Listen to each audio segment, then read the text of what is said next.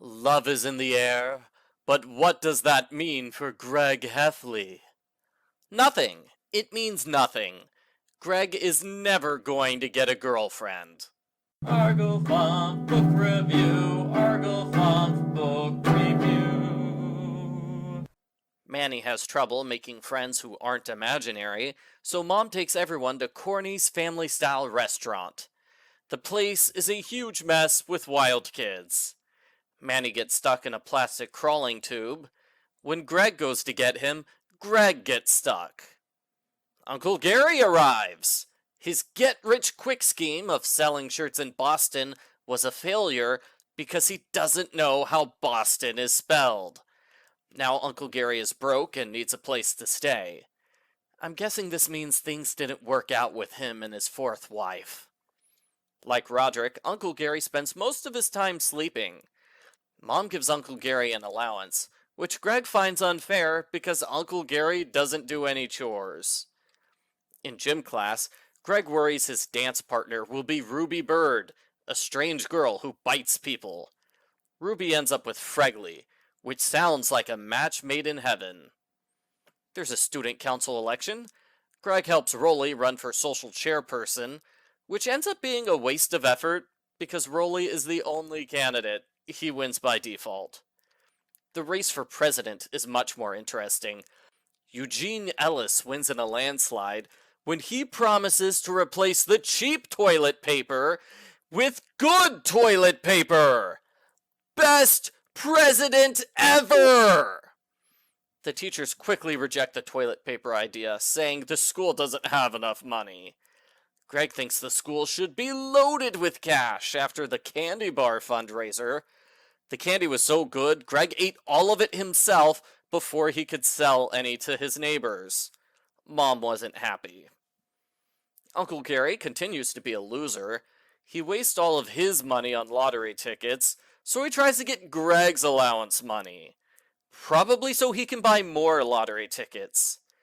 Uncle Gary gets hooked on an online game where you can do anything you want, but all he wants to do is make his character buy lottery tickets. I think Uncle Gary has a gambling problem. Scandal hits the school when it's revealed the teachers are keeping all the good toilet paper for themselves. Busted! As a compromise, teachers agree kids can bring in toilet paper from home. The kids quickly start a giant toilet paper fight, which is so bad the school starts a crackdown on toilet paper, complete with random locker inspections. Greg is forced to hide his secret stash of toilet paper inside a permanently locked bathroom stall. I swear, if the kids and teachers cared as much about grades as they did about toilet paper, they would be the best school in the country. The romance storyline gets started when it's announced there will be a Valentine's Day dance. The boys have a hard time behaving in general, but now they have an extra hard time behaving, especially with a mad pantser on the loose. Greg tries asking a girl out by writing a note on her desk. Some doofus answers the note before she does. Greg tries sending a candygram to 2 different girls, which makes them mad at him. I was going to make a joke that Greg would hate it if a girl asked him and Rowley out at the same time, but that's sort of what happens later, so I will not make a joke here. Greg tries asking girls out in person. Peyton takes the longest water fountain break ever just to avoid him. Greg can't talk to Bethany without thinking about a gross science class. Greg calls Alyssa, but he accidentally leaves 20 stupid messages on her answering machine. Uncle Gary suggests impressing girls with new clothes. Greg borrows his dad's old black leather jacket.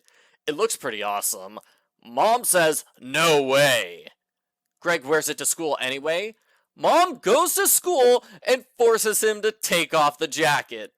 He has to wear Mom's coat back home. It's so embarrassing. Greg tries to impress Laurel Stringer from church by volunteering to babysit her little brother Wesley. Big mistake. Wesley locks Greg in the laundry room and goes on a rampage for over an hour. Greg has to escape through the window and break into the house from the outside. He looks really bad when the parents come home and find him asleep in Laurel's bed. One of Rowley's friends is Abigail Brown. She's upset when her boyfriend Michael can't make it to the dance. She has to go with someone. She already bought the dress. Rowley asks if she'll go with him and Greg as a group of friends. Abigail says yes. Greg is 100% sure this is a big romantic date between him and Abigail, even though he's never talked to her and she has a boyfriend. Oh, Greg, you are so clueless. The night of the dance, Greg thinks Rowley has chicken pox. Greg tries to cover it up with a scarf and a hat, which makes Rowley look ridiculous. Greg cheers Rowley up with some candy, and we get a rare picture of Rowley without his mouth open. Abigail's dad scares Greg, and Greg gets his suit dirty by riding in the trunk of the car, so instead of going to a nice restaurant, they have to go to Corny's. Rowley and Abigail order the most expensive meals, which is kind of rude of them. The waitress gets Greg's order wrong and fixes it by wiping food off right in front of him. So gross. The dance is okay, at first. Uncle Gary is the DJ. Things go wrong when a bunch of senior citizens arrive, saying they reserved the gym for a meeting, these kids can't have a dance. The kids are forced to turn down the music and turn on the lights. When the senior citizen meeting ends, the seniors eat all the kids' food and take over the dance. Abigail's night is ruined when her boyfriend shows up with another girl. She cries a lot. Greg shares the last dance of the night with Abigail. He starts screaming at her because he thinks there's chicken pox on her face. I don't think Greg could be ruder if he tried. In good news, Uncle Gary uses his DJ money to buy lottery tickets. He wins $40,000, which is enough to pay off his debts and allow him to leave town. In an even more surprising twist, Abigail agrees to be Rowley's girlfriend. The end. Postbook follow-up. I liked this book. I thought the toilet paper story was especially hilarious. Seeing Greg mess up when trying to find a date was also pretty funny. Part of me felt bad for Greg, though. A lot of those stories were cringe humor, where Greg does something really embarrassing without realizing it.